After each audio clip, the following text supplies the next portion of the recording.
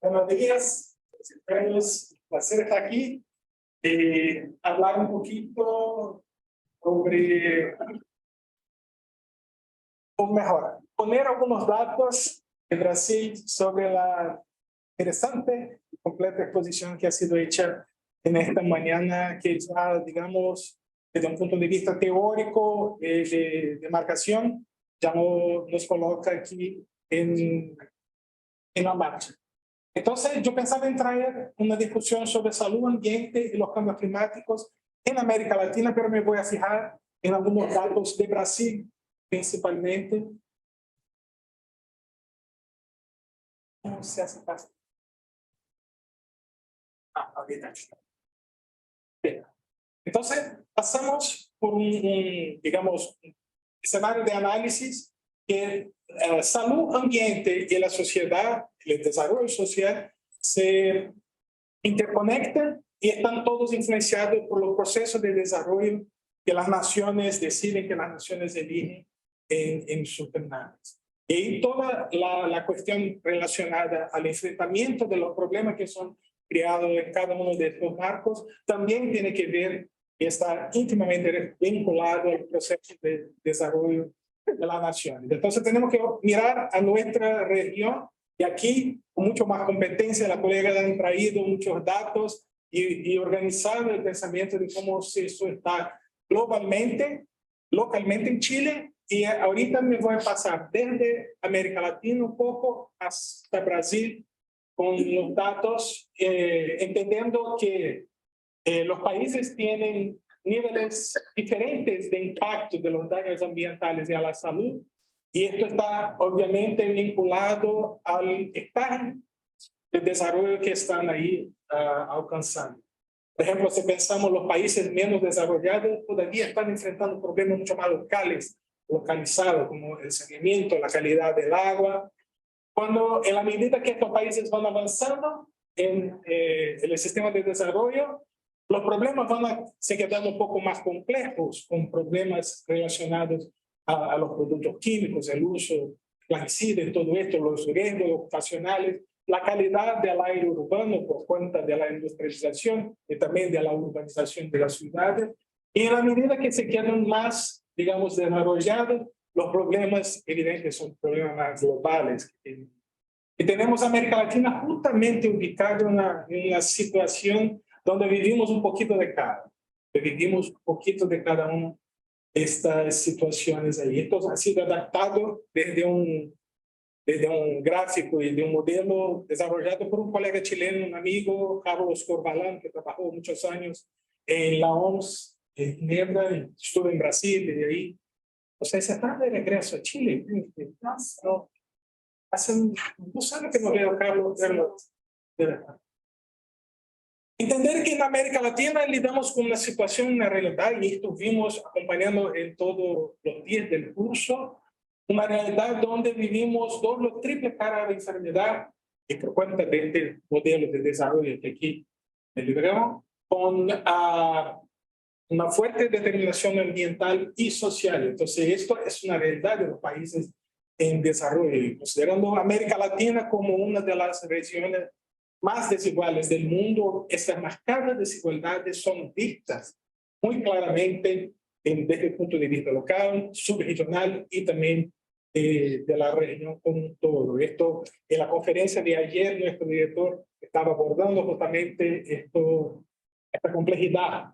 Pero mismo compartiendo desafíos, tenemos ahí muchas veces los mismos determinantes sociales y ambientales de la salud, y la presentación de la realidad de Chile nos permite hacer muchas, digamos, conversaciones con la realidad de Brasil.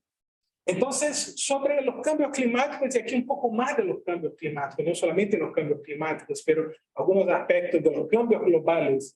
Hay un relatorio, me voy a citar un poco más a frente, esto solo para ilustrar que nuestras ciudades y nuestros países viven realidades muy parecidas. Este es solo una ilustración de cómo estamos viviendo y de lo que se ha sido tratado en el marco de este curso. Y me gustaría mencionar este documento, este informe que todos los años la Organización Meteorológica Mundial lo organiza y hay un reporte, hay un informe específico para América Latina y el Caribe, y este es el más reciente de 2022, ha sido publicado medio de año de 2022, y ahí está, digamos, el enlace donde se puede bajar este documento de donde han tirado los datos. Pensando en el aumento de la temperatura, y esto ubicando en la región de América Latina, la tendencia de calentamiento continúa hasta el año 2021, que es el año marco de análisis de este informe, con una tasa promedio de aumento de temperatura que es el doble lo que ha sido observada entre las décadas, entre el periodo de 1961 y 1990. Entonces, entre este mismo periodo, de 90 a 2021, este 30 años, hemos doblado el aumento, el incremento de la temperatura media en la región. En términos de la precipitación, ha sido tratado aquí la situación específica de Chile, pero la lluvia extrema en 2021, con valores récords en muchos lugares ahí, ha provocado mucho desastre, inundaciones, deslizamientos de tierra, decenas de miles de viviendas destruidas y cientos de miles de personas desplazadas. En mi país, y solamente en 2 estados brasileños, estados de Bahía y de Minas Gerais, esto provocaron una pérdida estimada solamente en el año 2021 de 3.100 millones de dólares, 3.100 millones de dólares en invierno. Aquí hablamos de la mega sequía de la parte central de Chile, y esto ha sido bien destacado en este relatorio, juntamente con el corredor seco centroamericano, la mega sequía de Chile, completando una tendencia de 13 años seguidos de incremento de los cambios de la temperatura y del patrón de precipitación en la región, poniendo a Chile al frente de la crisis hídrica de la región. Entonces, es un destaque, es importante traer la información. Además, para Brasil importó mucho, y hay un destaque, una sequía importante de varios años, que está en la Bacia del Paraná, que es una de las bacías más importantes ahí del cono sur de América, y en el centro-sur de Brasil y parte de Paraguay y Bolivia han sido mucho afectadas el año 2021 por cuenta de la sequía en esta bacía. Los glaciares, aquí Chile vive una situación, Perú y muchos de los países andinos viviendo con una pérdida de más de 30% de la masa de sus glaciares desde la década de 1980. En Perú, por ejemplo, más del 50% de la masa de los glaciares desde 1980 ha sido perdida. Y este retroceso corresponde a una pérdida de masa de hielo y ha aumentado el riesgo de escasez de agua para mucha gente. Ayer un colega Rodrigo me comentaba que yo pensaba en visitar el Cajón de Maipo. Y me dice que no es posible visitar esto. Es impactante, es un ejemplo que traen del impacto, y se queda real el problema como desplazamiento de las grandes masas de los glaciares argentinos que ha acontecido este año 2000. Bueno, en Brasil yo particularmente vivo en el Río de Janeiro, vivo en la zona costera del país, donde 27% de la población de Latinoamérica vive en las zonas costeras. Entonces estamos viviendo y estamos viendo a cada día el aumento del nivel del mar en nuestras regiones. Esta foto aquí es de mi ciudad, de Niterói, donde parte de la zona costera de las playas que están ahí más heladas han sido destruidas. La ciudad de Recife, en el oeste de Brasil, también el mar avanzando muy fuerte, así como otras ciudades ahí en todo Brasil y en toda América Latina. Entonces, acredita-se que donde más o menos 30% de la población de la América Latina viva está directamente en situación de vulnerabilidad alta por cuenta del aumento del nivel del mar.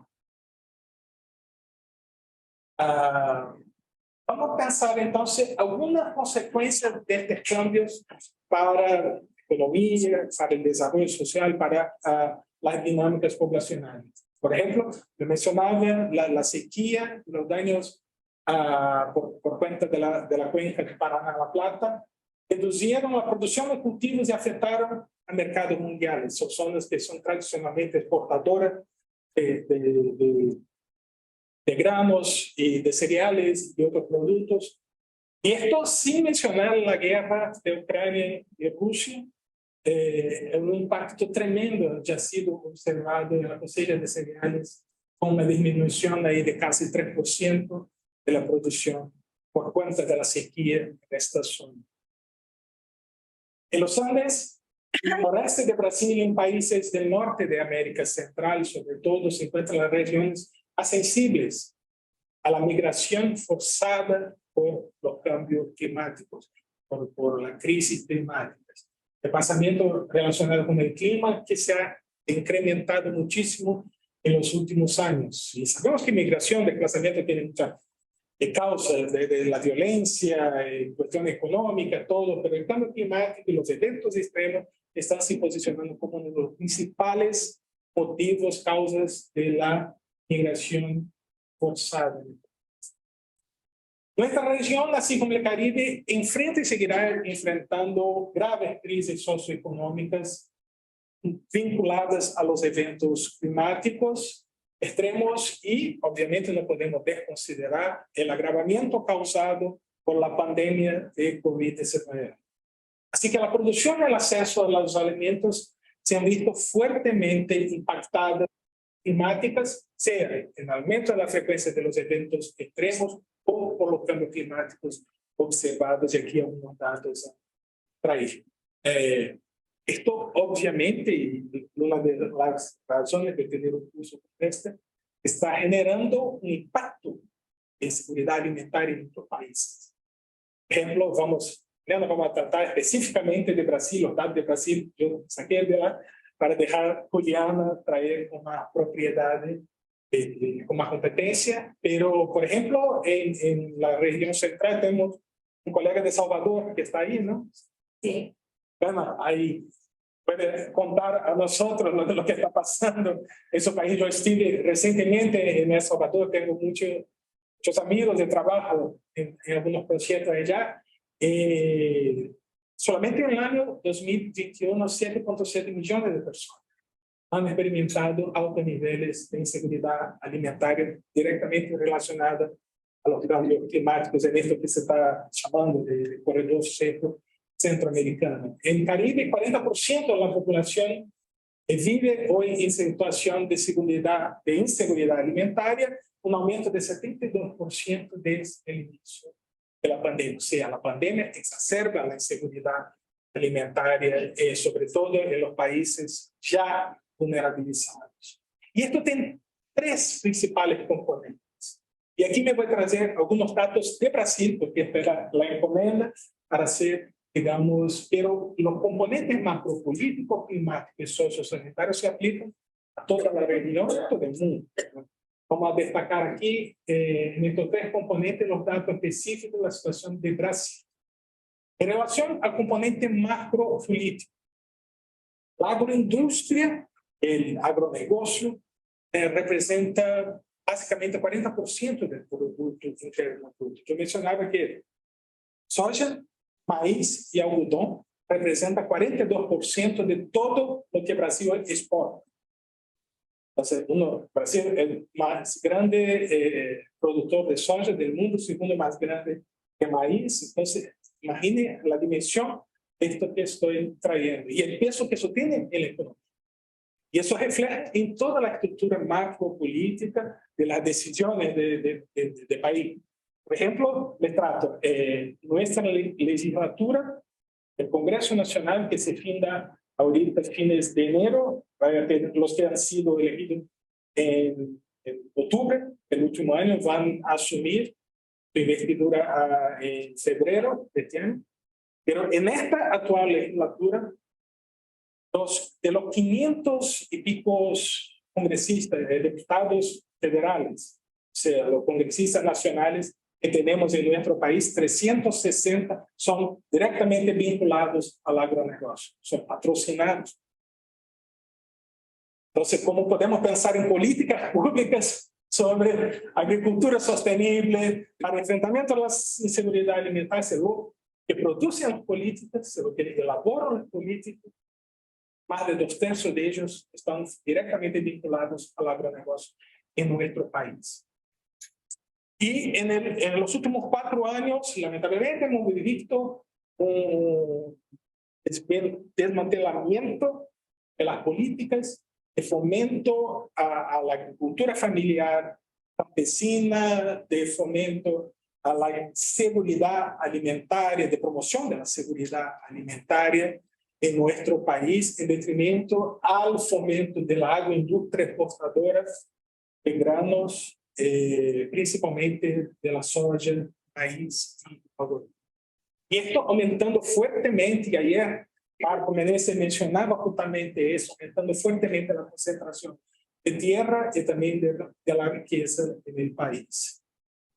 Y el uso insostenible de recursos naturales en nuestro país contribuye no solamente al deterioro del clima, también disminuye la disponibilidad de tierra para una producción sostenible de alimentos. Y esto está se pasando en Brasil. Las áreas que tradicionalmente estaban destinadas a la agricultura familiar campesina hoy están siendo reemplazadas por la soja. Y el motivo ha sido mencionado aquí por los profesores. A los agricultores les ganan más vendiendo la soja a los grandes exportadores, que son pequeños productores. Y ahí en Brasil hay una realidad que es el inverso de Chile, porque algo como 75% de la tierra está en las manos de los grandes.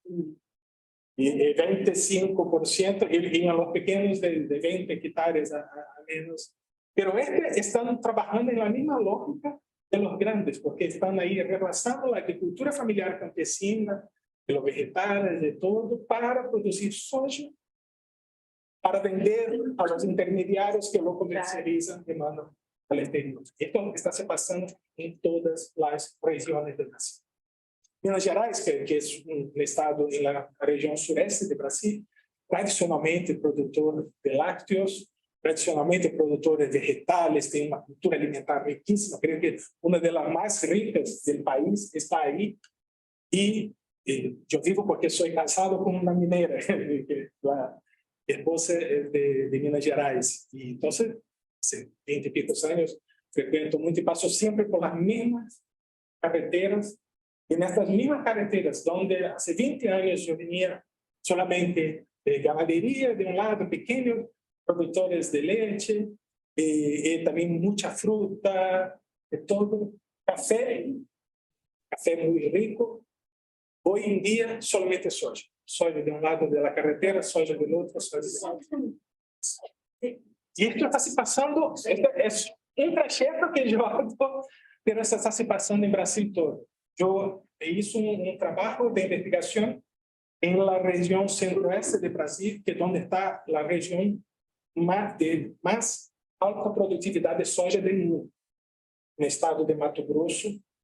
Y ahí nosotros salimos de Cuiabá, la capital de Mato Grosso, y teníamos que manejar 50 kilómetros por una carretera nacional.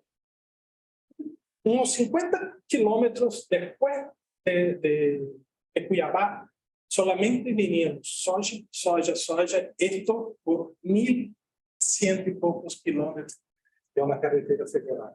Es una dimensión que está yendo justamente en la dirección, en el arco de la expansión de la soja, va para el sur de la Amazonía.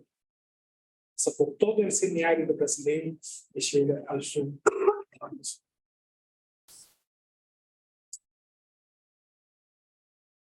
Gracias. En 2020, pensando ahorita en los componentes climáticos, 2020 ha sido el segundo año más caluroso en Sudamérica y en Brasil. Esto desde que se tienen los datos desde 1981 hasta el año. En la Amazonía, en el Pantanal, se registraron precipitaciones por debajo de la media histórica, mientras en la región sur y sureste la precipitación ha sido récord. en términos de exceso. El aumento del nivel del mar se ha observado en toda la zona costera de América Latina, pero particularmente en Brasil, y con un registro más grande, un aumento de la incidencia de los eventos extremos, sobre todo las grandes precipitaciones, las inundaciones y las otras zonas de sequía ocurriendo al mismo tiempo el año 2021 en Brasil. Y esto tiene un componente sociosanitario muy importante. Además de la pandemia, además de todo lo que la pandemia ha traído, tenemos que contabilizar los costos sociales, la crisis sociosanitaria a nuestra población, y que tenemos que considerarlo de forma desproporcional. Esto no atinge a todos los brasileños de la misma manera, no. Mucho por lo contrario. Por ejemplo, si pensamos entre 2018 y 2022, Ana Laura ya ha traído estos datos en el primer día del curso, la cantidad de personas con inseguridad alimentaria grave, o sea, conviviendo con el hambre, aumentou. 2018, 10,3 millones de brasileños. En 2020, 19,1 millones. Y en 2022, 33 millones. O sea, el triple de 18 hasta 22. El brasileño conviviendo diariamente con el hambre. La mayor incidencia de ese aumento se registró justamente en las regiones más pobres de nuestro país, en la región norte y noreste de nuestro país, en las zonas de los semiáridos y en las zonas donde las sequías han sido más intensas y donde se ha observado más desplazamiento de gente. Y mismo en estas zonas, mismo ubicando en este lugar, hay grupos que fueron desproporcionalmente afectados, como las mujeres, los domicilios que son chefiados por las mujeres, negras o pardas y con baja escolaridad. Y por eso decimos que en Brasil el hambre tiene lugar, color, género y nivel de educación. Esto es un dato impactante que creo que mañana vamos a seguir discutiendo. Pero para cerrar, me gustaría hacer una contabilidad de esta complejidad. Porque los cambios climáticos y los cambios globales, ahí viendo el poco de análisis, se debe entender en conjunto con todo el nivel de intervención humana y el entorno físico. Eso, por esto me decían que el proceso de desarrollo de cada nación y de las regiones del planeta va a afectar directamente este fenómeno. Por ejemplo, la urbanización descontrolada, no regulada, la destrucción de los ecosistemas, también otros factores de riesgo subyacentes como la pobreza, la desigualdad y otras cuestiones sociales que vivimos. La contabilidad de la complejidad precisa considerar este tipo de análisis. Recientemente yo he leído un artículo de una querida amiga que ha sido una profesora y maestra, María Cecilia Minayo, la cientista social brasileña, que ha producido el artículo. Cecilia está con unos 80 y pico años, pero muy activa, todavía muy activa, pilada, pero produciendo todo. Y ha escrito un artículo que dice determinación social con no. Hay una exclamación así. Y ahí controla teóricamente su tesis, su investigación, diciendo que hoy en día, con la complejidad de los problemas que estamos viviendo, no podemos pensar solamente a partir de un proceso de determinación social. La idea de los sistemas alimentarios, la idea de los cambios globales nos trae un poco más a la realidad de que nos estamos viviendo.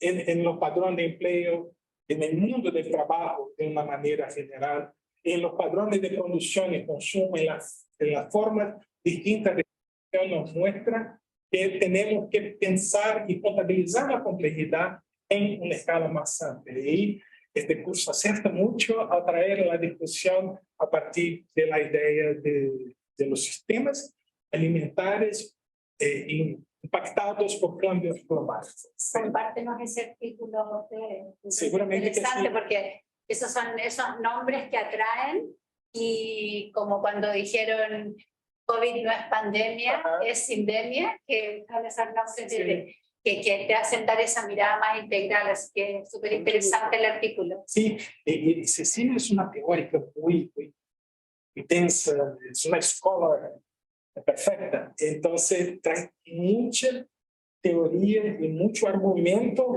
académico para poder sustentar su fuerte afirmación de que determinación social no.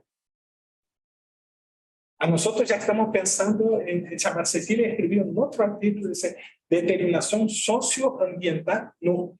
Porque y ahí ya queremos traer la discusión del componente ambiental también. Y encaminando, creemos que la superación de dichos desafíos necesita de alguna mirada específica. La primera, el reconocimiento del territorio como espacio de producción y reproducción. Si tenemos una mirada de los cambios globales, si tenemos una mirada de que los sistemas alimentares son los procesos que tenemos ahí, el territorio es donde se produce y donde se reproducen los problemas. Entonces, si pensamos en hacer algo desde los servicios y programas de salud, desde las escuelas, de las instituciones académicas, tenemos que mirar a los territorios. Tenemos que reconocer que los determinantes sociales, políticos y ambientales, con todas sus limitaciones, son elementos clave para entender el problema y que tenemos que pensarlos todos juntos en una mirada más amplia que he mencionado en la contabilidad y la complejidad. Y también que en esfuerzos integrados del gobierno y de la sociedad civil organizada necesitan reconocer el rol protagonista de los grupos más vulnerables. Por eso estamos tan esperanzados, mismo con todo lo complicado que está se pasando ahorita en Brasil, estamos con mucha esperanza del nuevo gobierno, con la nueva estructuración de la estructura gubernamental y con las propuestas que ya están ahí en la pauta, en la agenda de este gobierno para el enfrentamiento de esta crisis. Pero aquí me gustaría llamar la responsabilidad a nosotros, agradecer y felicitar por ustedes terem elegido este tema, por terem aceptado nuestra invitación a participar de un proyecto sobre esto de manera a producir conocimiento en conjunto, porque creo que las escuelas de salud pública tienen un rol protagonista en esto. Ver conocimiento, crear conocimiento, desarrollar ideas y estrategias para afrontar los problemas que se producen a partir de estas crisis que y yo termino solamente con una cita ahí del Papa Francisco en su Laudato Si, que nos recuerda que la conciencia de la gravedad de la crisis cultural y ecológica debe traducirse en nuevos hábitos. Muchos son conscientes de que el progreso actual y la mera acumulación de objetos o placeres no bastan para dar sentido y alegría al corazón. Pero no se sienten capaces de renunciar a lo que ofrece, a lo que les ofrece el mercado. En los países que deberían hacer los mayores cambios en los hábitos de consumo, los jóvenes tienen una nueva sensibilidad ecológica, un espíritu generoso. Y algunos de ellos lutan admirablemente por defender el medio ambiente. Pero crecieron en un contexto de altísimo consumo y bienestar que dificulta la maduración de otros hábitos. Estamos, por tanto, ante de un reto educativo y ese nos llama la atención. Está buenísimo, no lo conocía. Sí, el Laudato Si es una ode no seré yo la más a la preservación ambiental, así que les recomiendo también, así como el artículo de Cecilia, pueden dar una idea de Laudato Si y vamos a discutir, conversar. Espero poder ter sido compreendido y Excelente.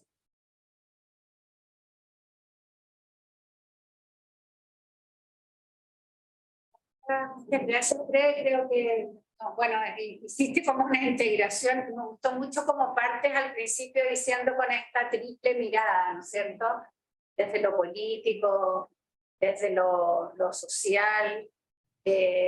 No podemos mirar esto desde un solo ámbito. Ahora a la hora del café, ahí nos entretuvimos en una conversación del componente político de la salud pública. Yo creo que los que tuvieron ayer la posibilidad de escuchar la conferencia de Marcos, él lo vinculó todo el rato con aquello, y no creo que no tenemos que tener miedo de hacer ese vínculo, al revés. Si no lo hacemos, nos damos vuelta alrededor de lo mismo sin buscar la salida.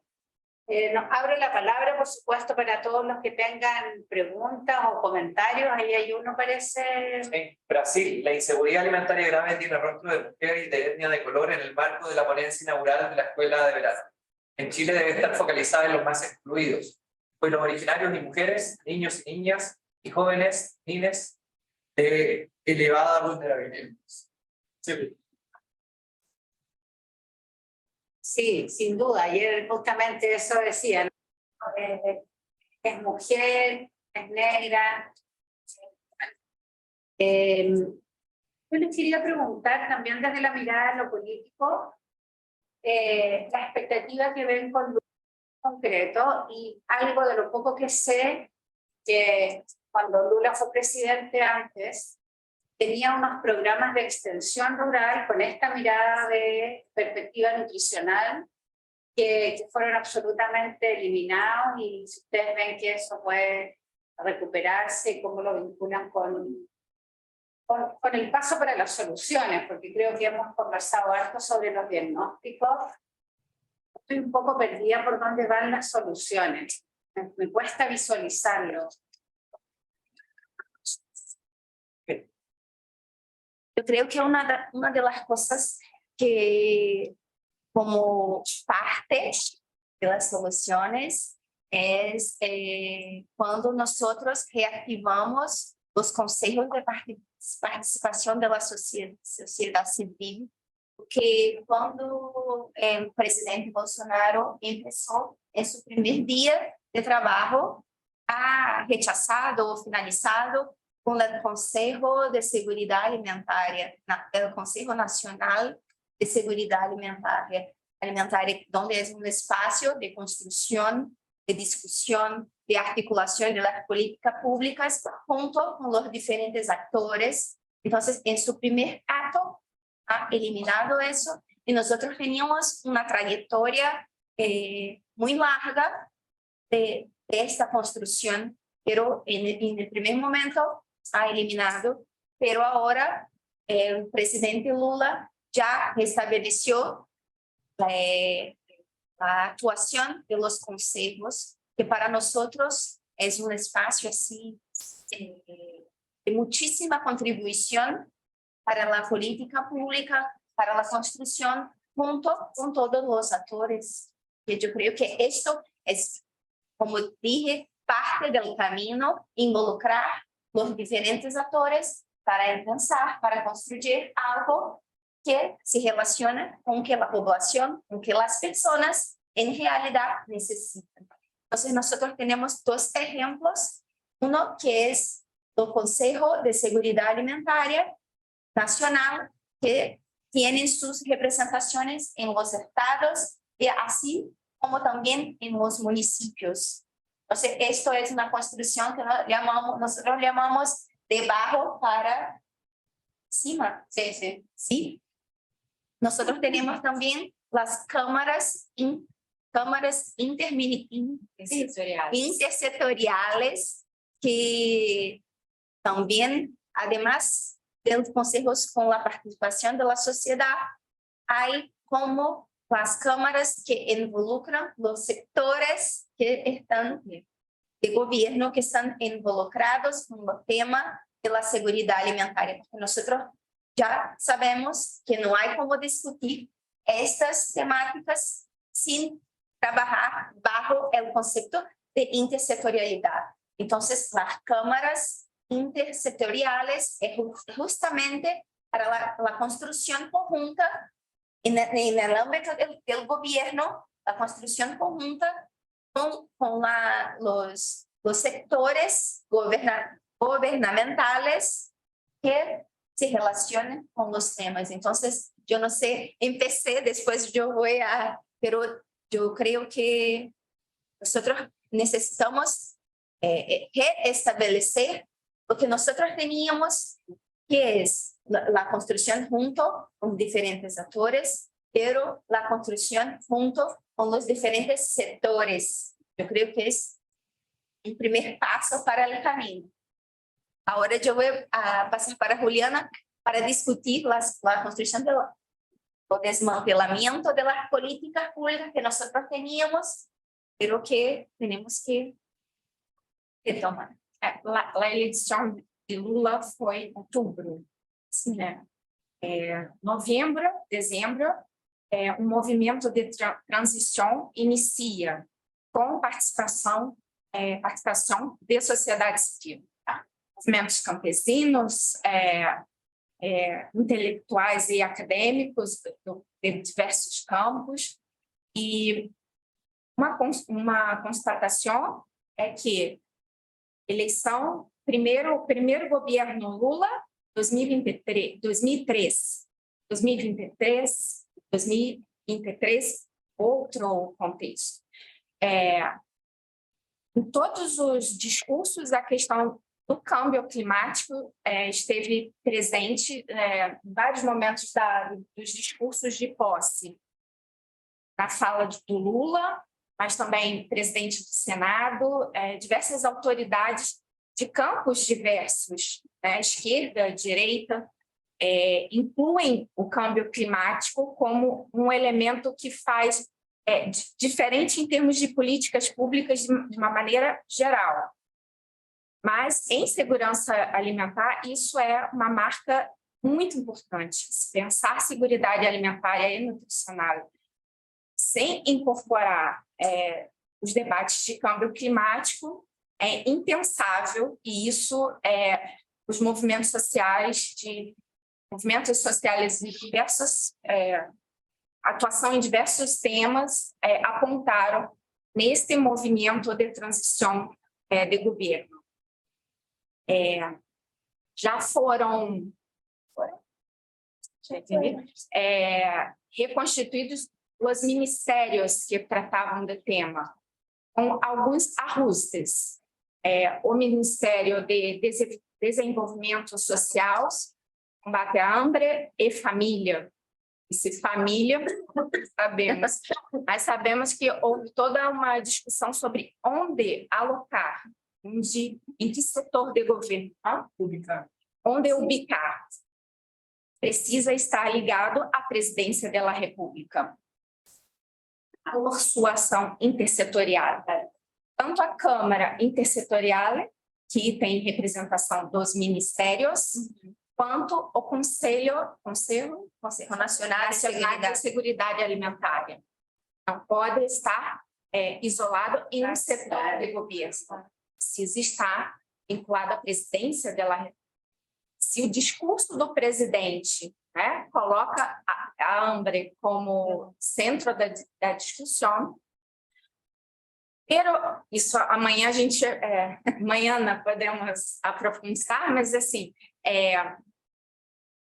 desde o primeiro mandato de governo Lula, temos 2 ministérios que tratam da questão da produção de alimentos. Um para a agricultura familiar e campesina, né, que era chamado de Ministério de Desenvolvimento Agrário, onde estavam as políticas públicas mais atacadas, né, mais desmontadas, que tiveram o orçamento retirado. Se acabou, não se extinguiu os programas. Pero del saco de dinero. É lo mesmo. Se dá no mesmo, né? E um outro ministério para o agronegócio. Então, eu não tiro a contradição do debate, eu dou 2 ministérios. O que já é um avanço, né? Pelo menos tem um ministério que cuida da agricultura familiar e campesina, que é onde estão também os debates de agroecologia, que também foi uma política desmontada, a Política Nacional de Agroecologia e Produtos Orgânicos. Não foi findada, não acabou, mas teve seu orçamento sacado. Então, qual é a grande questão, a grande preocupação dos movimentos? de que forma atualizamos as políticas públicas, pois não há como repetir. Não podem ser as mesmas de 2003. É outro cenário nacional e global. Em termos de hambre, para finalizar, em termos de hambre, nossa situação hoje é muito pior do que 2003. E situação de desigualdade também muito pior. Não podem ser as mesmas, é apenas um movimento de recompor ou de reformular tais políticas. Elas precisam ser repensadas. Não sei se... Me permite par de comentarios a partir de dicha contradicción, que esto está claro, que en Brasil, con 40% del Producto Interno Bruto dependiente del agronegocio, no podemos desconsiderar esto. Vamos a hacer nada. Esto es parte integrante hasta un momento, digamos, de transición de matriz económica, que puede quedar años hasta conseguir. Y en este momento no hay voluntad política o económica de se cambiar. Entonces, a partir de esta contradicción, es que desde un punto de vista gubernamental está ubicada en dos ministerios distintos, el de Agricultura, que cuida del agronegocio, de desarrollo, de la productividad, y del Ministerio de Desarrollo Agrario, MDA, que cuida de la producción campesina, del apoyo a la agricultura familiar, de proyectos de distribución de alimentos. Ahí se tiene. Y este ministerio ha sido sumido en los últimos 4 años. Entonces, ya contestando a una pregunta ahí de Cris, creo, si existe ahí la voluntad política del actual gobierno, sí, tanto que recrió este ministerio, estableció desde la transición el diálogo con los movimientos sociales que han permitido, y ahorita va a aportar con gran fuerza, plata y recursos físicos de la gente para poder fortalecer a este ministerio. Sin, obviamente, de cuidar del agronegocio, y esta es la contradicción chilena. Esta es la contradicción que ya había en el primer gobierno Lula, en el segundo gobierno Lula, que vivió Marina Silva, y llevó Marina Silva y Lula se quedaron apartados por un buen tiempo. Me alegra muchísimo ver Marina Silva de regreso al Ministerio del Medio Ambiente, y que ahora es Ministerio del Medio Ambiente y Cambio Climático. Entonces, esto tiene una fuerza, pero sí, claro, seguramente que sí. Entonces, trabajar con el MST, el Movimiento de los Trabajadores de Sin Tierra, vuelva a ser una prioridad del gobierno brasileño, mismo con la contradicción. Y en este punto, Pamela trae una cuestión muy interesante ahí, independiente de las políticas públicas, leyes, la voluntad de política, cómo las universidades han trabajado. Y creo que los últimos 4 años han sido un ejemplo de la importancia de las universidades, del sector académico en la organización, porque los datos que nosotros presentamos ahí, el hambre, eran para ser producidos por el gobierno, que no lo hizo. Sí, yo digo. No lo hizo. Fueron las universidades que se organizaron con la intención del Consejo Nacional de Seguridad Alimentaria, se instituyeron una red académica independiente, y yo produciendo esos datos y publicando estudios. Y articulizando, movilizando a los diferentes grupos, que son un montón de grupos y cada uno tiene su interés en propio Brasil. Es complicado por naturaleza, Entonces, hay este montón de grupos, pero las universidades se juntaron. Un otro ejemplo, el combate al uso abusivo de plaguicidas en Brasil. ¿Sí? Uno de los más grandes consumidores de plaguicidas en Brasil. Son las universidades que han intervenido. Esto no está, digamos, ni en el Ministerio de la Salud, ni no, está en las universidades. Entonces, tiene un rol central las escuelas de salud pública de Brasil. Brasil tiene 60 de salud públicas. El país es un país grande. Pero aquí en Chile, mira, es un país más pequeño, pero tenemos las instituciones también. Es una fortaleza Chile en este sentido. Y estas escuelas son protagonistas en sus estados, en las ciudades para hacer este enfrentamiento. Entonces, Sí, justamente había una pregunta ahí del rol de las universidades. Me parece súper relevante lo que tú dices. Nosotros somos, parece que de un carácter más quedado, decimos nosotros, porque acá no son las universidades las que lo lideran. Creo que lentamente se han ido formando algunos grupos con esta mirada que es menos hacia adentro y un poco más hacia afuera. Y sin ánimo de soberbia, yo creo que nuestro grupo, que es mucho más reciente, tiene 3 o 4 años, eso es lo que hemos estado tratando de hacer, de incidir en política pública, y el esfuerzo ha sido no quedarnos solo con el rol académico clásico, pero no es fácil. Se necesita. Nosotros tenemos una red de salud pública acá en Chile, red de escuelas formadoras en salud pública. Yo diría que no ha cumplido ese rol. Bueno, las razones son múltiples, pero no es política. Hay una oportunidad ahí, porque hay una red armada, pero creo que no hemos tenido la fuerza de que cuando cambia un gobierno a otro, defender ideas que son positivas, independiente de cuál sea el gobierno. Hay una pregunta ahí que yo creo súper interesante, que a veces me había ocurrido la misma, respecto al modelo que tiene Brasil de vinculación del programa alimentario escolar con los pequeños productores. No sé si quieren comentar algo de eso. Acá es un gran anhelo. Por fin se logró hace un par de años atrás que los términos de referencia para las licitaciones de los programas de alimentación escolar, que son licitaciones públicas, pusieran como un requisito un mínimo de vinculación con productores pequeños.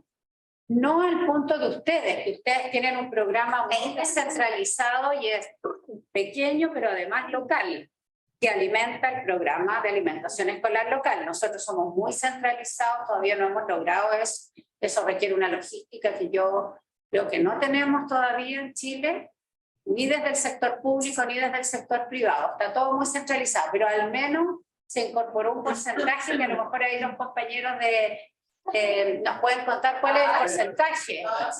Yo no me acuerdo, pero hay el porcentaje porque también se va a aplicar a empresas concesionarias, ¿sí?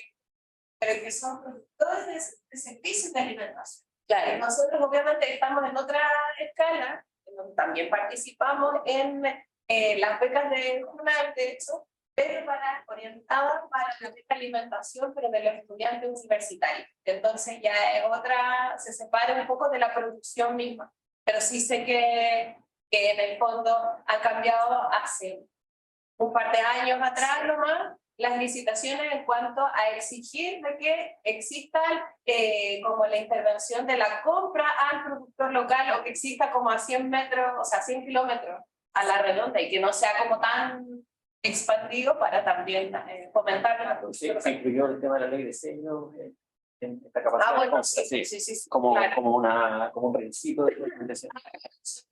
Claro. el salir prohíbe que escuelas entreguen gratuitamente, ni pagado ni de ningún modelo, alimentos que superen los límites que se establecieron en dicha ley. No solo alimentos etiquetados, sino que alimentos que no superen los límites. Se etiqueta solo lo envasado, pero esto aplica a los alimentos a granel también. Pero independiente de eso, mi pregunta iba al vínculo con la pequeña agricultura y la experiencia de ustedes en eso. A compra de 30%, 30%. 30% se torna recomendável.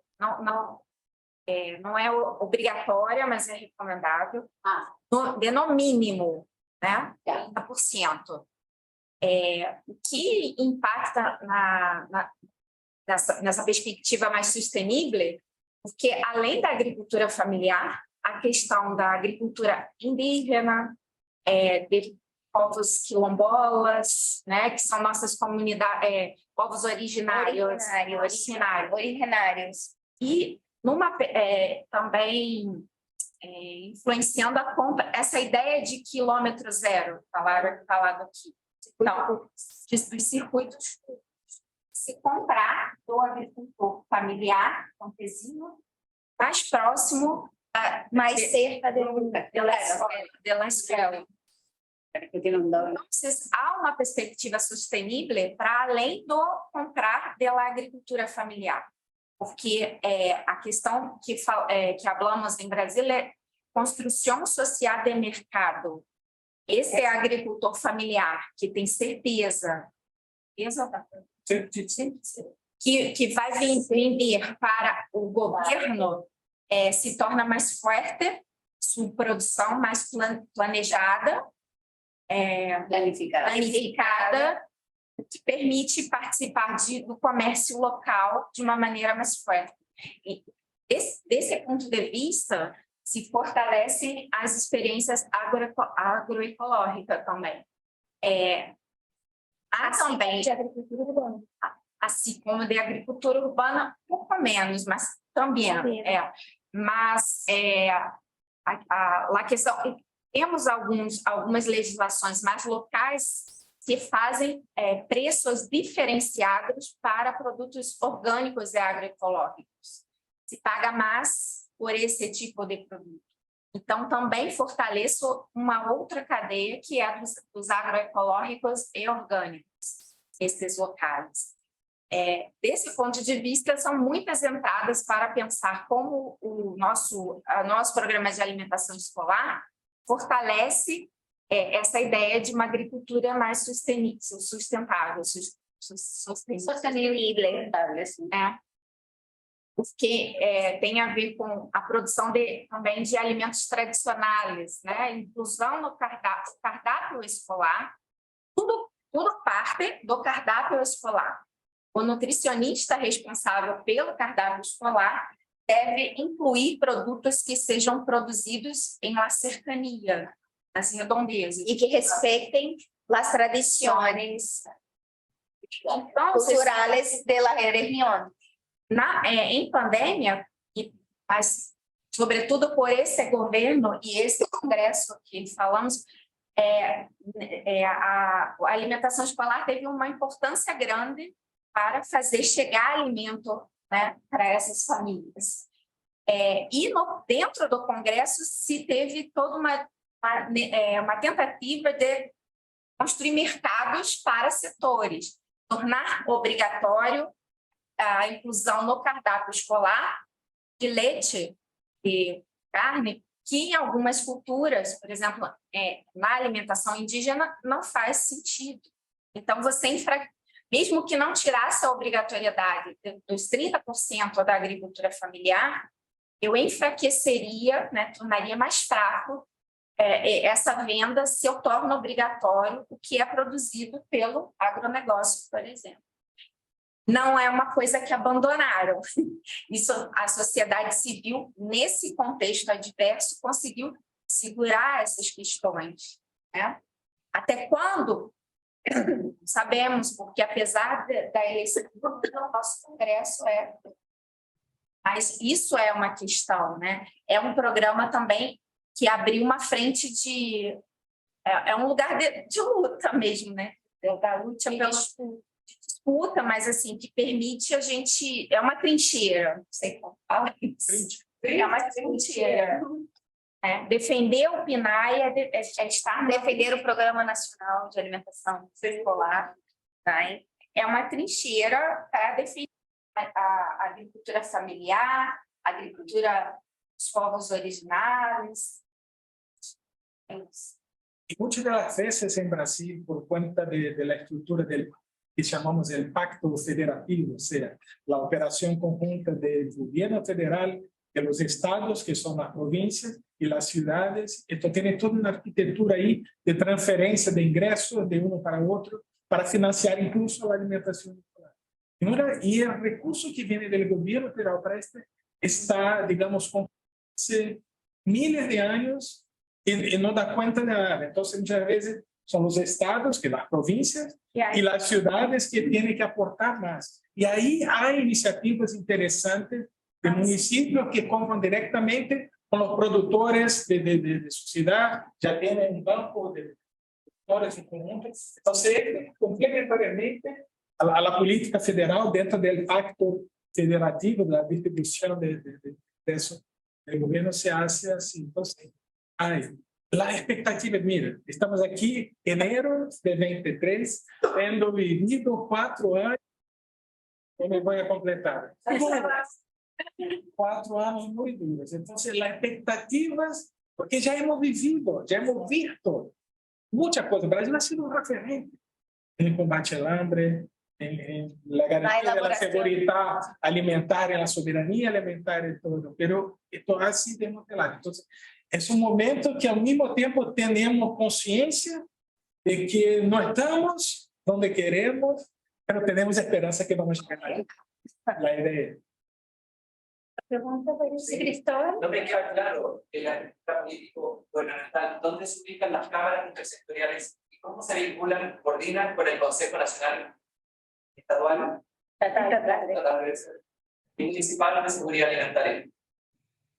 Também ligada à OA, a presidência da República, se quedan arriba. Las cámaras intersetoriales, como tienen en su composición diversos ministerios, está ubicado directamente a la presidencia de la República.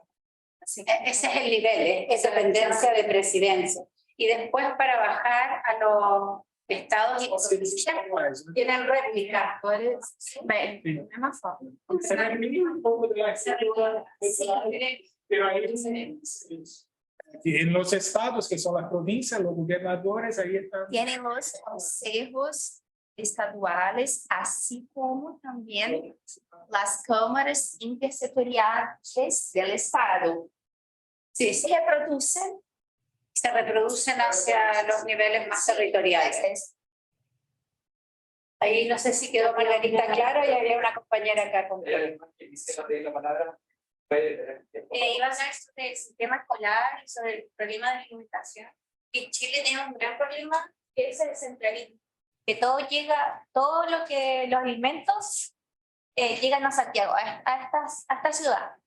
Entonces no hay como algo, no hay un reconocimiento de las otras regiones porque mi familia proporciona alimentos al sistema escolar básico y media aquí. Entonces he visto el proceso de cómo se va la distribución de los alimentos y por general si el sistema escolar te pide un cierto tipo de alimentos y la región no lo está, entonces lo proporciona de otra región más distante, entonces igual tenemos como un problema de centralismo o de reconocimiento de región. Entonces igual es un problema grave que tenemos nosotros de como de identificarnos por las regiones, qué alimentos cada región, eso va también relacionado con el clima. Entonces al final los alimentos que proporciona la JUNAEP para el sistema escolar no hay una fiscalización, no hay como un plan que te lo diga como ya te están dando 100 metros, pero igual en la región metropolitana es que esta proporciona el 90% de los alimentos. Pero todo ese 10% son como también importaciones o de otras comunas, de Ica, como va a depender mucho de qué es lo que necesite. Entonces al final no es como que solamente una empresa le compra a los pequeños agrícolas familiares, sino es como un centro de distribución. Como ya viene uno le compra el centro de agrícola familiar, que después mi familia le compra a ellos. Entonces como más contaminación, más producción, entonces como todo un ciclo. Al final no hay una fiscalización completa de que Chile proporciona alimentos de zonas rurales. Eso no creo. Aparte tenemos diferentes climas también. Sí. Entonces en la zona norte hay un déficit de, por ejemplo, frutas y verduras, en el sur también. Entonces también es complejo como llegar a cumplir los requerimientos nutricionales de lo que implica el programa alimentario para sobre todo en los colegios o jardines infantiles que están en las zonas extremas. Entonces, como también la idea es obviamente tratar de cubrir esos requerimientos, por lo menos el 60% es lo que hace el programa de alimentación escolar. Entonces, por eso al final tiene que terminar comprando en otras zonas del país. Lamentablemente es así, por lo menos en nuestro Chile, una larga, extensa y delgada faja de tierra. Claro, tiene toda la razón en lo que están conversando, o sea, lo que describe es la realidad, pero eso también es una realidad. Yo he estado más cerca del programa de alimentación escolar y les encargo la logística, les encargo. Y porque no solamente tenemos un problema de cómo es la producción en Chile, que no es igual en Coyhaique que en Arica. No podríamos tener el programa con ese nivel de descentralización. Por esa razón, primero, por lo menos no hoy día, a lo mejor hay que mirar con esa perspectiva. Pero peor, en las regiones no hay la logística para aquello. Ahora, no quiere decir que uno se tenga que quedar sentado observando que no la tenemos. Debería haber una política pública que promoviera que la descentralización fuera una realidad. Voy a contar una experiencia en un tema mucho más sencillo que esto. En algún momento se trataron de descentralizar en Chile, hace no muchos años, los programas de promoción de la salud. Entonces había un presupuesto y las regiones tenían que mandar proyectos. Yo estaba en el comité que leía los proyectos. Y eso lo que reflejó fue una falta de competencias para realizar aquello. Entonces yo dije, partimos al revés. Partimos pidiéndoles algo para lo que no estaban preparados y lo que hay que hacer es fortalecer la capacidad regional y después pedirles. Y lo que se hizo fue pedirles sin fortalecerlo. Entonces lo que llegó fue muy dispar, muy dispar. Proyectos que no tenían ningún sustento, que no tenían ningún objetivo, que estaban mal hechos versus otros que estaban perfectos porque tenían más capacidad. Entonces, en nuestro país, que es chiquitito, nuestro país es chico, y tiene falta de capacidad todavía, nos creemos desarrollados, pero en realidad no lo somos. Entonces, pero somos largos, entonces tenemos una fuerza muy diferente. Tiene toda la razón la compañera cuando dice que pretendemos darle la misma alimentación a alguien de, no sé, de Iquique versus a alguien de Talca, no sé, es porque realmente son culturas distintas y son producciones distintas, pero si uno quisiera hacer un término de referencia y una licitación región por región, yo no quisiera estar a cargo de eso. O sea, la centralización en este proceso no son en términos de dificultades, de competencias y logísticas, no es la misma realidad de ustedes. Ustedes, cada uno en su estado es un país muy fuerte. Nosotros no somos así porque no somos federados. Entonces tenemos otro tipo de problemas. Lo cual no quiere decir que nos quedamos, yo creo, lo cual no quiere decir que nos tengamos que quedar sentados en los laureles a ver si alguna vez nos fortalecemos. No, el fortalecimiento también es política pública.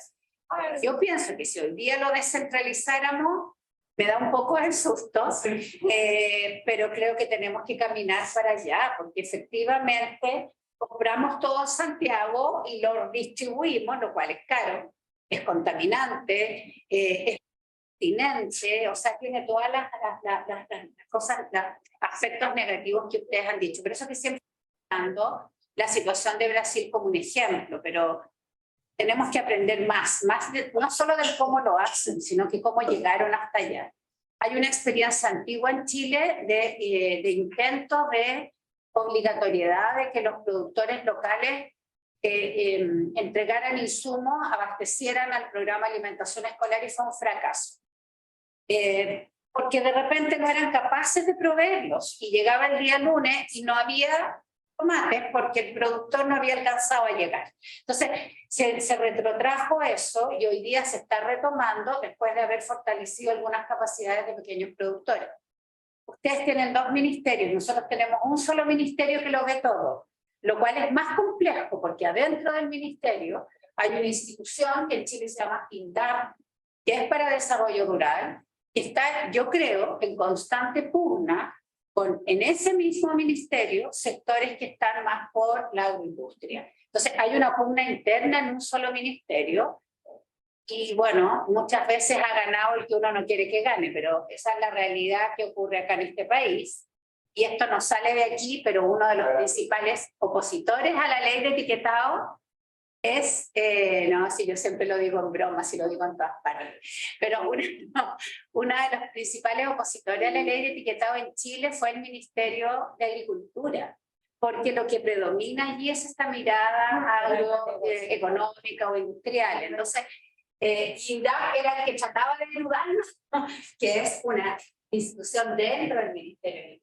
Pero entonces tenemos una pugna interna, ustedes tienen una pugna entre dos ministerios, nosotros adentro un ministerio, y eso creo que lo hace peor, porque quien finalmente saca la vocería es un solo ministro. Entonces, bueno, pero esos problemas yo creo que es lo que está pasando en todos los países, no estoy contando ningún gran descubrimiento, pero son las realidades que se viven en nuestros países, así que creo que estuvo interesante y muchas gracias por las opiniones. Ahí yo sé que en el grupo también hay gente que cuenta nomás, porque Lidia yo sé que tiene harta experiencia, una vez quizás puede aportar más que yo a eso.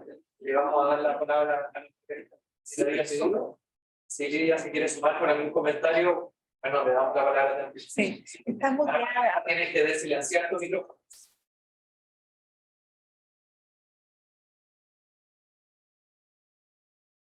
¿La tienes autorizada? Sí. Ahora sí.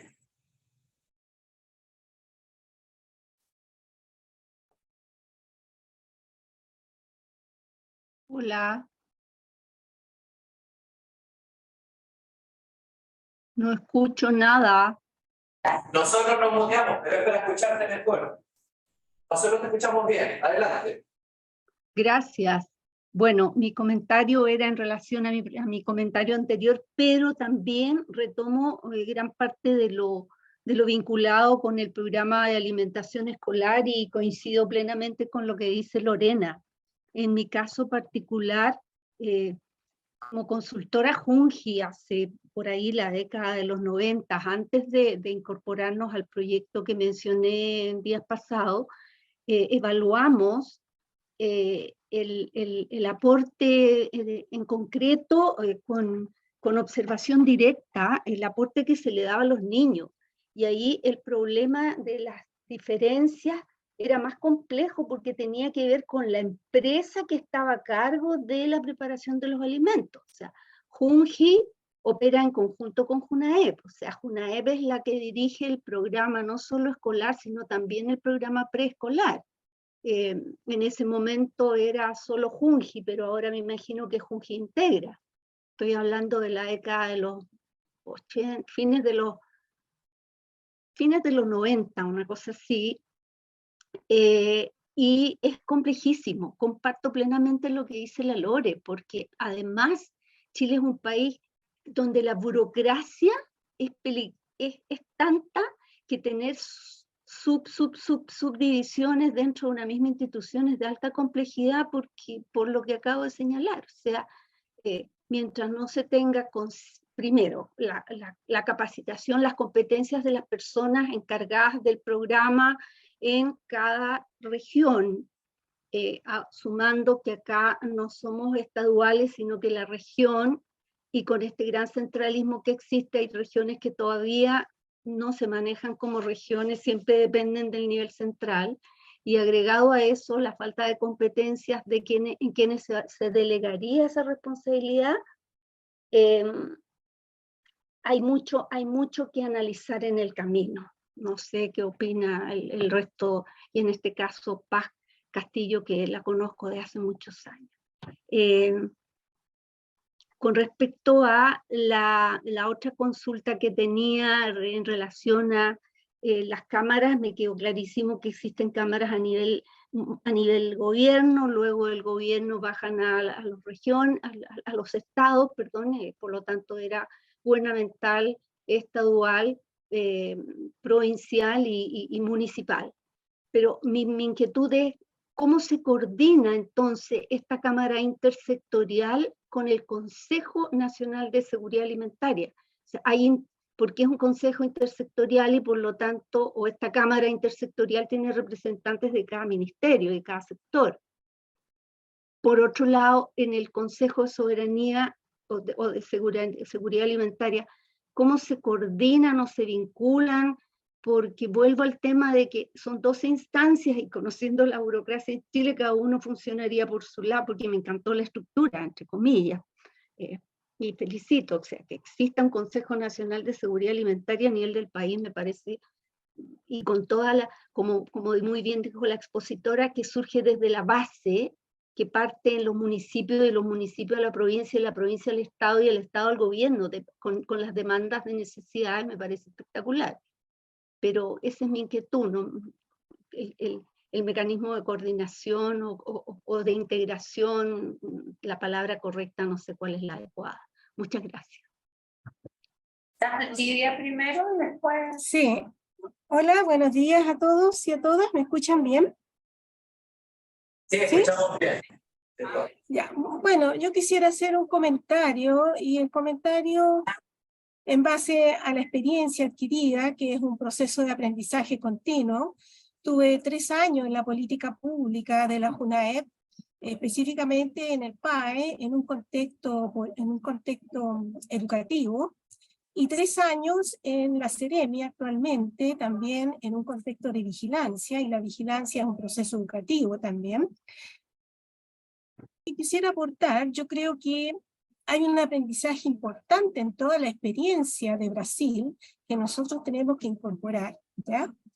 El programa de alimentación que tenemos en nuestro país tiene mucha fortaleza y tiene oportunidades de mejora. Me quedo en el contexto de una dimensión macro de análisis del programa, con lo que decía ayer en la ponencia inaugural de la escuela, es decir, desde 3 dimensiones, desde la política misma, ¿ya?, del programa de alimentación, como política pública importante, en lo político, ¿ya?, y en lo político transversal, no solamente en el cambio de gobierno, sino que en la continuidad de la política pública, ¿ya? Y también, ¿no es cierto?, de sumar esta política pública en el sentido de darle la bajada a lo micro, en la participación ciudadana, lo que hemos conversado acá. Estos 3 años realizando vigilancia epidemiológica en los colegios, en los establecimientos, ir a terreno, ha sido muy gratificante ver la valoración que le dan a ese servicio en los colegios. Yo creo que tenemos que integrarlo, ¿no es cierto?, a un proceso de mejora continua esta política. Y en un contexto educativo para tener realmente una transformación, ¿no es cierto?, de un sistema de seguridad alimentaria para estos niños, niñas, jóvenes, ¿ya? Eso es lo que yo podría aportar. Gracias, Paz, súper. No sé si quieren contestar algo más o comentar algo más acá.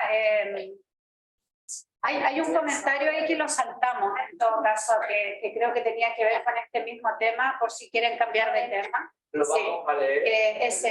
Ese de la autonomía, que creo que tiene mucho que ver con lo que hemos estado hablando, ¿no? Le damos la palabra para que puedan contestar, porque parece que hay unas preguntas, Sí. y después hay un comentario también. Yo quería contestar, Margarita. Yo no sé. Sí. Leo primero. Sí. No, eso era lo del PAE.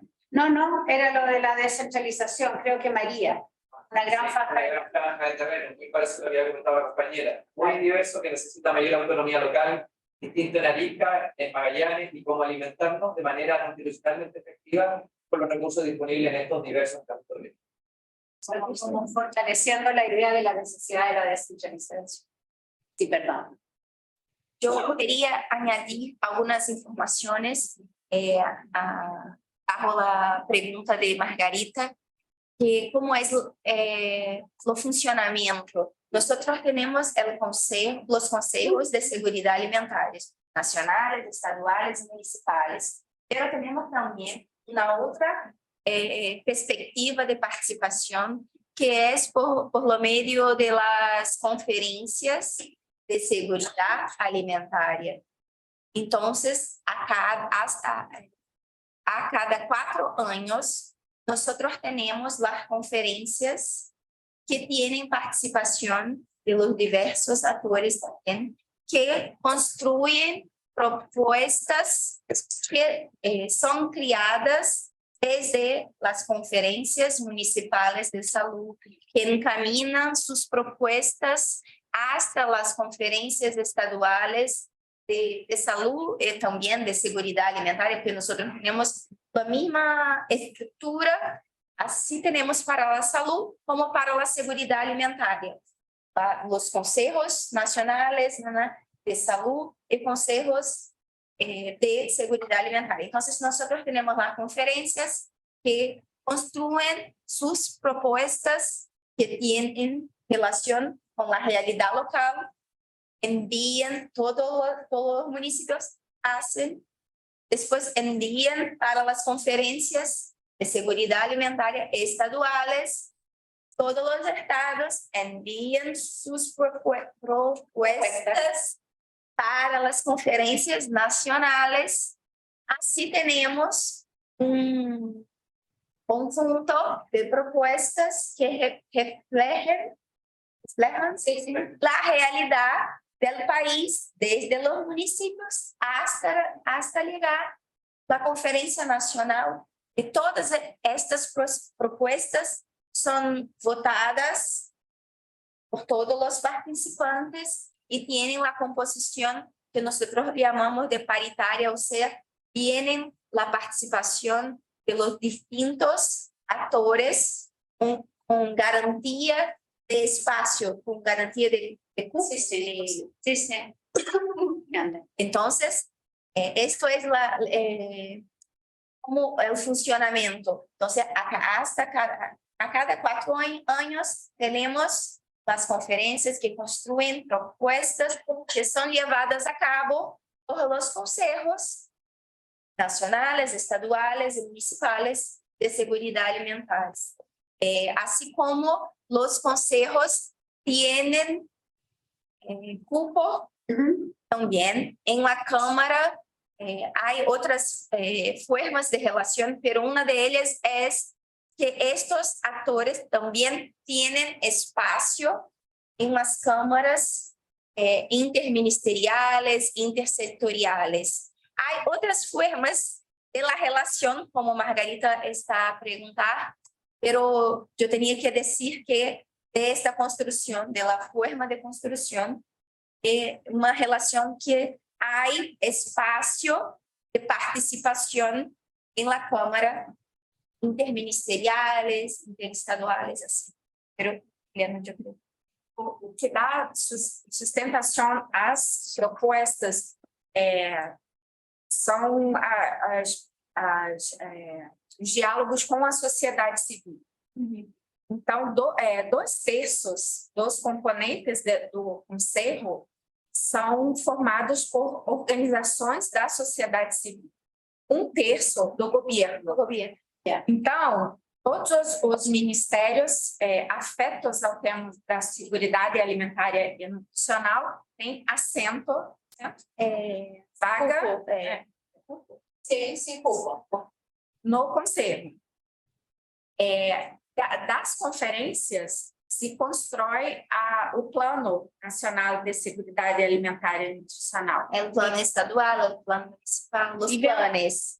Tivemos 2 apenas, né?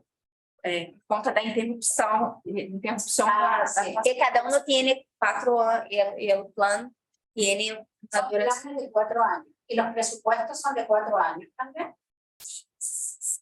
El presupuesto y el dinero. Porque este plano é construído em diálogo com o orçamento do governo, por ser intersetorial. Ser intersetorial precisa olhar o orçamento do governo de forma mais ampla.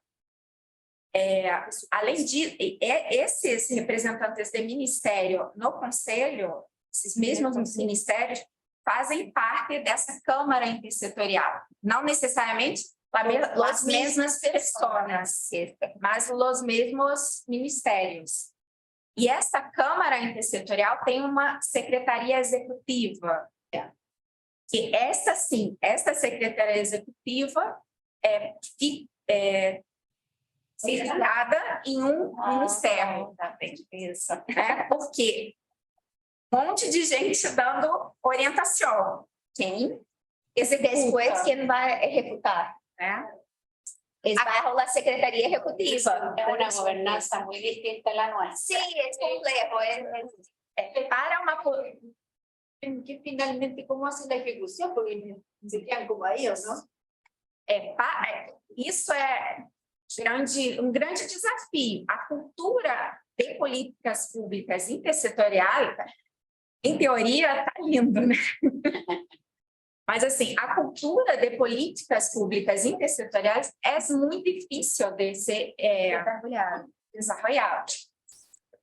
Porque, ao final das contas, de onde vem o orçamento, qual vai ser de onde vem o pressuposto e quem vai executar. Quem vai aparecer? Qual ministro que vai aparecer? Né? Qual é o ministro que vai ser? Quem vai aparecer se É isso. Pero se não há Câmara Intersetorial, mais difícil. Hacer la conversación, la construcción. O sea, es un proceso muy complejo, difícil y que hay debilidades, claro, pero aún es mejor, yo creo, do que no tener, cuando no tenemos mecanismos estructurados para la práctica de la intersetorialidad, para la práctica de la conversación con diversos actores. Nosotros aún tenemos estas estructuras hasta algunos años, pero aún estamos aprendiendo mucho cómo hacer.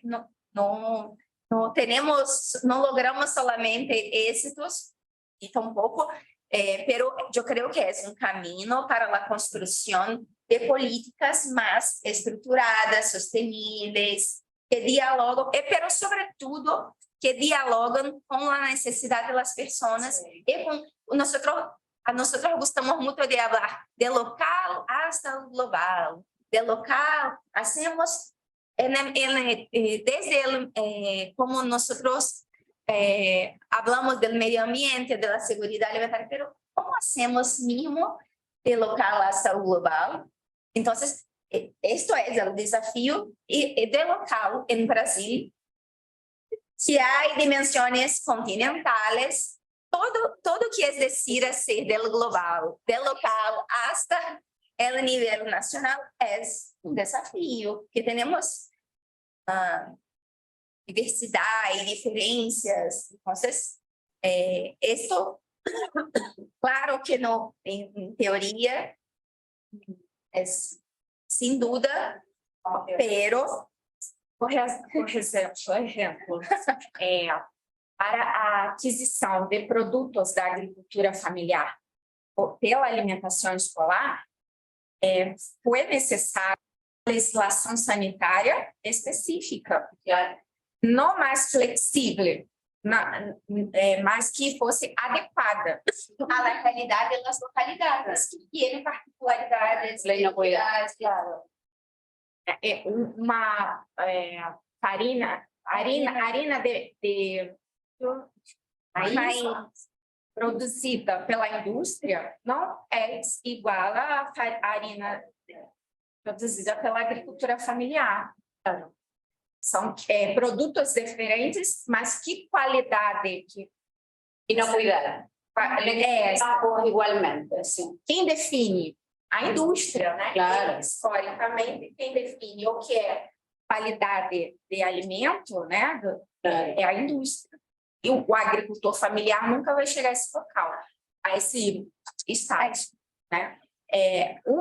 Uma Câmara Intersetorial serve para isso, para influenciar que a Agência de Vigilância Sanitária seja provocada a produzir uma regulamentação específica para isso, para fazer funcionar um programa que compra da agricultura familiar.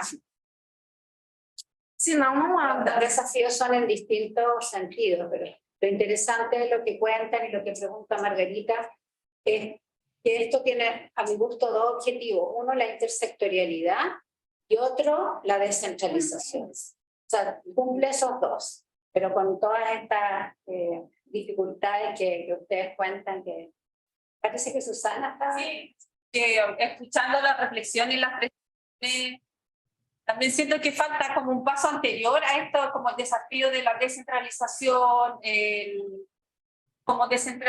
el trabajo intersectorial, es que como a toda esta diversidad de actores que queremos sentar en la mesa los sensibilizamos a una mirada en particular de cómo leer el problema alimentario, la seguridad alimentaria, soberanía alimentaria, porque si no hay eso, vamos a tener un diálogo de sordos porque no nos vamos a estar entendiendo y vamos a estar viendo el problema de manera muy distinta y obviamente cada uno buscando y tratando de defender su propio nicho.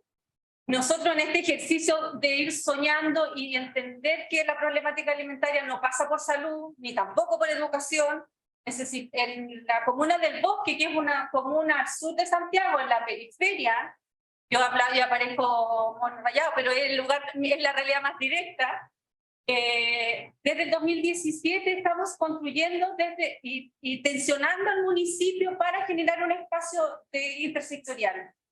Logramos, estamos trabajando en el proceso de decretar esta mesa de seguridad y soberanía alimentaria en la comuna del Bosque, donde hemos ido logrando sentar a la mesa a salud, a educación, a medio ambiente, a desarrollo comunitario, porque estamos entendiendo que el problema alimentario, la obesidad infantil, la cantidad de desperdicios que hay en la comuna, la cantidad de residuos orgánicos que terminan en los vertederos, la contaminación medioambiental en la comuna, zonas de sacrificio en la misma comuna, no es posible abordarla desde un solo sector. Pero el alcalde, por suerte, se dio cuenta que necesitamos primero que nada una jornada de sensibilización para ponernos todos en la misma página, porque si no, intentar forzar el intersector cuando no estamos todos sensibilizados con la problemática es pérdida finalmente de tiempo y de energía porque no nos vamos a lograr poner de acuerdo. Entonces, nosotros por lo menos estamos en este ejercicio desde el 2017 ir sensibilizando y a través de esta sensibilización hemos ido logrando sumar a medio ambiente, jardines infantiles, desarrollo comunitario, porque primero todo el mundo, no, alimentación y su salud, ¿no? ¿Qué tiene que ver con medio ambiente? Nos dicen de medio ambiente, o qué tiene que ver con jardines infantiles. Entonces, pero es un trabajo de hormiga, es un proceso a largo plazo, tiene que ver mucho con educación popular, como, bueno, Brasil tiene, ahí surge la educación popular, esto de pensar de que hay que partir desde abajo hacia arriba, y no al revés, de arriba hacia abajo, y partiendo desde el reconocimiento de los saberes en las propias comunidades y en los propios territorios, yo creo que permite sostener estos procesos también a largo plazo, porque si no se caen completamente y terminan fracasando. Eso. Sí, Bueno. tienes toda la razón, Susana, yo creo que sí, pero solamente comentar algo respecto a lo que dice Susana. Este proceso de unificar el relato, por decir así, eso es lo difícil. Eso es lo complejo. Eso es lo difícil, porque hay intereses particulares. Sí. Y no solo del mundo privado y la industria, uno se sorprende, pero hay diversos intereses. Y el tema cuando se logra es que viene el cambio de gobierno. O el cambio de alcalde. Me olvidé tomar este punto cuando tú decías es político, porque cuando tú logras unificar este discurso, implica necesariamente tomar una posición política. Y como dice Pablo Freire, uno desde algún lugar es que construye este relato. Entonces, implica necesariamente, nosotros el discurso que tratamos de comer es un acto político. ¿Qué es lo que yo pongo en la boca? Es un acto político. La manera en que yo produzco los alimentos es un acto político. La huerta es un acto de resistencia tremendamente político. Claro. Pero ¿cómo vamos problematizando eso? En la medida que vayamos problematizando es que vamos a ir generando los cambios. Pero implica hacer esta posición política y defenderla, y es exponerse también. Por supuesto. Si eso no se logra permear a la sociedad civil, porque la sociedad civil no cambia, la sociedad civil sigue, la sociedad civil persiste, las autoridades cambian. Por eso que vuelvo al acto político que propone Boisuy, porque yo lo encuentro tan desafiante, que es, si no organizamos la sociedad civil, por más que permitamos a la autoridad de turno, partimos de cero cada vez. Yo creo que Brasil es el ejemplo de lo que les pasó en estos últimos años, que por suerte se va ahora a recuperar, pero no nos podemos arriesgar a eso. Entonces, permear la sociedad civil significa persistir con esos logros que ustedes, conozco el trabajo de EPES allá, ha sido un trabajo de hormiga, como dice Susana, así es que les deseamos lo mejor. Aquí tienen sociedad civil organizada para apoyarles. Ya, juego, que engate mi bella. Aquí los pollitos calaron. Hay preguntas, dice la Ceci antes, no sé. No, sí, él va leyendo todo. Le pasamos la palabra a Margarita. Eso, Margarita. Margarita, adelante. Felicitaciones a Susana por la experiencia del bosque. Y si usamos la misma terminología de los compañeros brasileños, esta experiencia del bosque es como una cámara intersectorial a nivel municipal, es decir, desde la base, lo que comentábamos anteriormente. Lorenita dice que ya que lo conoce y sabe. Creo que esa experiencia puede ser está siendo una vivencia piloto con todas las dificultades y incluso con los riesgos que señaló Lorena recién respecto del cambio de las autoridades, tanto municipales como las autoridades gubernamentales, la decisión política. Por eso tener a una sociedad civil sensibilizada que tenga demandas sociales estructuradas a nivel local me parece extraordinario. Vuelvo a repetir que la estructura me encanta y sin duda es un desafío enorme. Felicitaciones, Susana.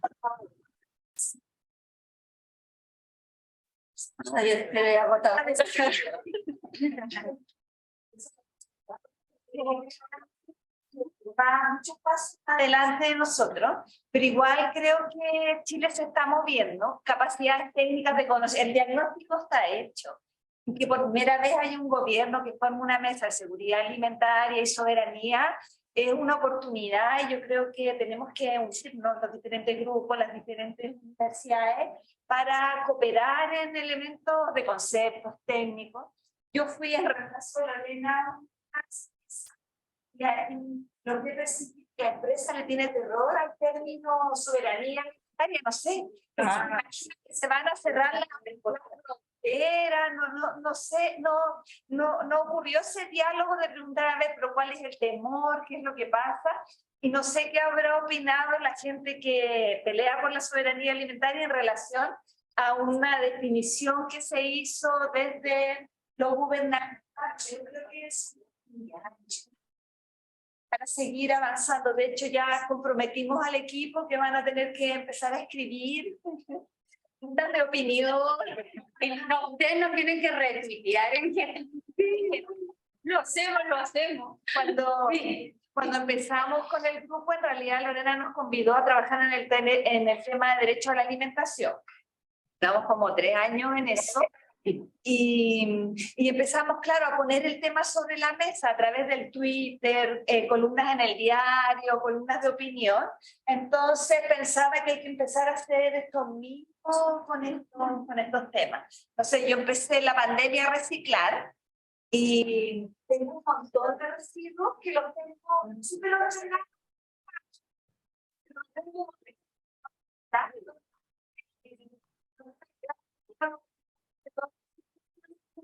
Reciclar, que hay que hacer con las niñas, pero con las niñas entonces algo que se use de verdad en construcción. Sí, pero claro. igual se va a derrumbar, va a caer a la tierra, va a formar las capas de plástico. Muchos microplásticos están funcionando como neurotransmisores en el organismo, entonces Claro. es complicado. O sea, yo entro al supermercado y veo estoy como obsesionada, veo por todos lados este papel que suena, que no se recicla. Entonces, ¿por qué a la industria no se le obliga a usar el plástico que se estira, que sí es reciclable? Entonces, es mucho más caro. ¿Por qué no se obliga? Pero esas son buenas preguntas. Sí, pero es más caro en el A corto plazo. pero a nivel de futuro del planeta y todo. Eso, o sea, No, yo creo que no, porque no se esté viendo. Honestamente, seamos honestos. Si uno cree que esto no se está viendo, la actitud es una y es fácil. Porque hagámoslo ver. El problema es que se está viendo, pero lo que hemos conversado varias veces, hay un montón de barreras e intereses para avanzar. Y yo creo que vamos a dejar en el aire una pregunta que no vamos a poder responder. Yo no tengo la respuesta tampoco, que es ¿cómo hacemos para equilibrar el crecimiento económico con este daño? Porque tampoco podríamos pensar una presidenta, la que hemos tenido en Chile, la única, digo, una presidenta de Chile, dijo alguna vez, a lo mejor tenemos que crecer más lento. Claro, con eso no se gana ningún voto, ya lo sé.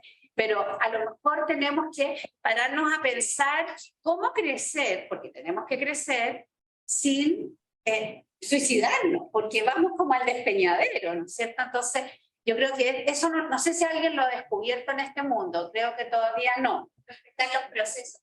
Exacto, hay que ir respetando los procesos y para que vayamos como en esta forma y no como vamos, que es como así, como que unos crecen y otros no.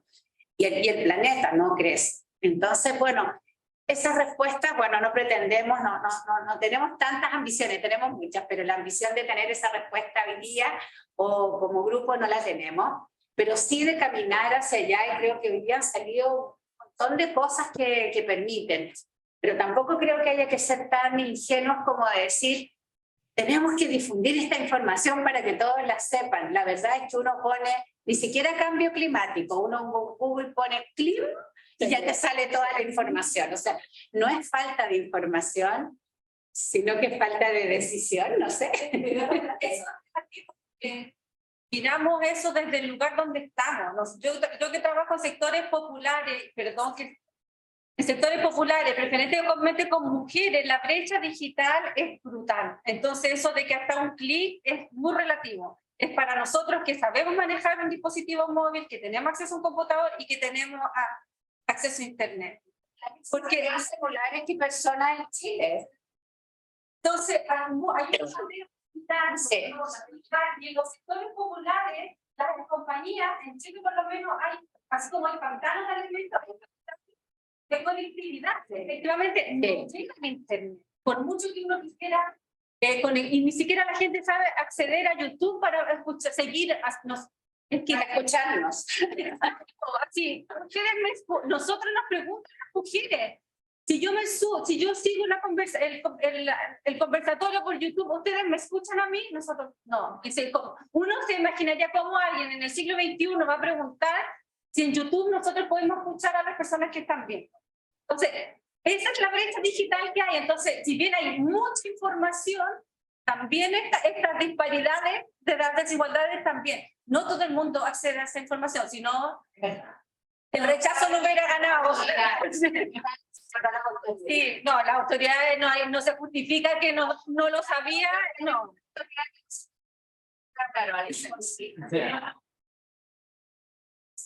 Claro, por eso es el voto.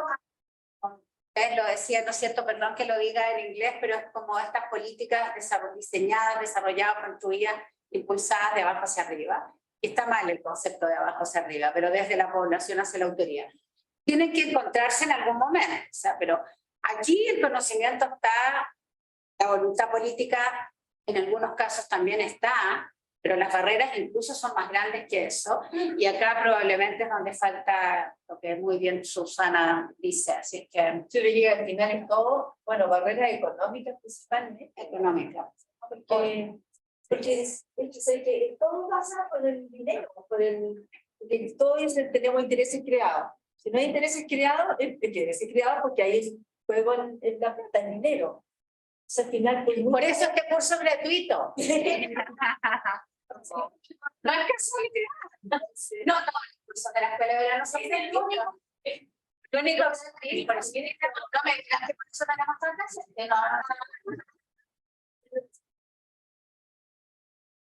El único que tenía el puntito rojo es gratis, un puntito rojo. Claro, bueno, pero eso tiene que ver con, bueno, nuestro rol, y siempre lo hemos hecho así. En este curso no hay ningún profesor pagado. No.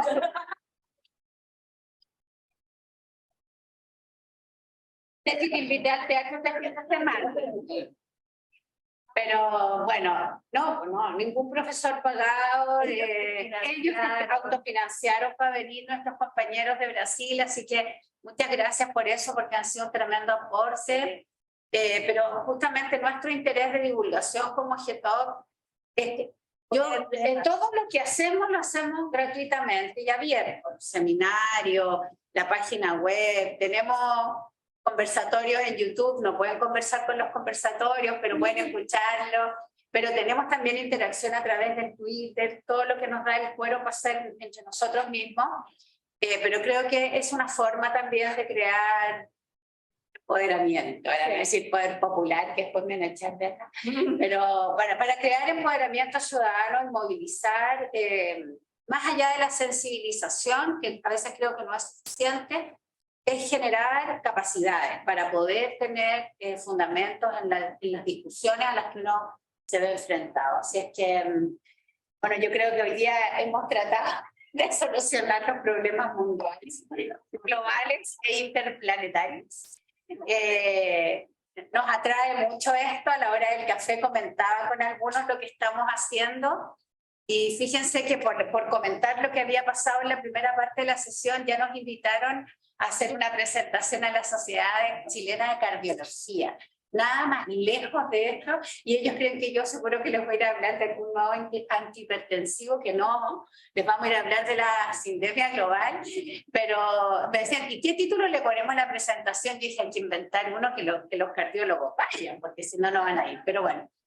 Les cuento eso porque generalmente estas cosas sí van generando esa sensibilización de la que estamos hablando, pero bueno, es un trabajo de no muy largo plazo. Ojalá que el cambio global nos espere. Tenemos muchas ganas de seguir trabajando en esto. Así es que dejo abierta de nuevo la invitación para mañana, que nos encontramos a las 9 de la mañana. Nos vamos a echar de para seguir reflexionando. Mañana tenemos el tema de soberanía.